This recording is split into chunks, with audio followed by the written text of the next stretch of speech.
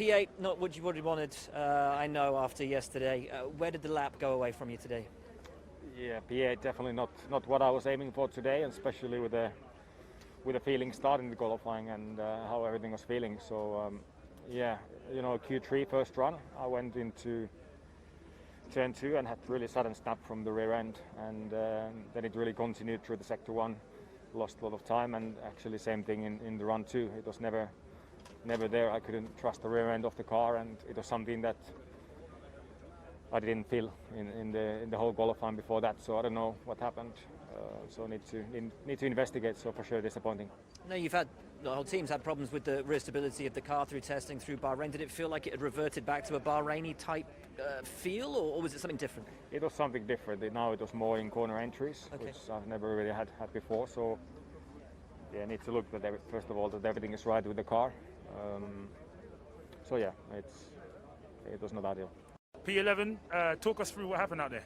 Yeah, it was a bad day in the office for me. I honestly felt quick all weekend, but always felt like I couldn't put the lap together. And qualifying exposed it. I was just a bit all over the place, never really managing to put a corner together during the whole lap, you know. And even though I felt quick in the corners that I managed to nail, I just couldn't put it together. So disappointed, because I know the lap time was there. If I do a good job, I know I could have gone through Q3.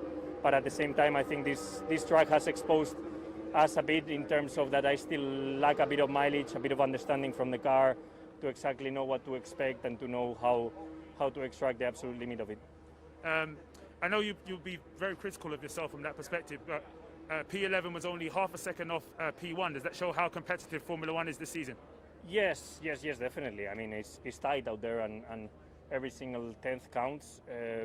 But I know today I left 2 or 3 tenths in the table, just by my own means and my own brake balance issues, not managing to put together the balance that I wanted to every corner, the curb riding of every corner. Just I didn't do it, but at the same time, you know, it's early in the season. I mean, I've done very little laps with this car, and I still need to learn. And I'm going through a learning curve right now, and I will try and improve. Absolutely. And finally, before with what you've learned, as you said, and what you've learned from today, how do you put that together into tomorrow?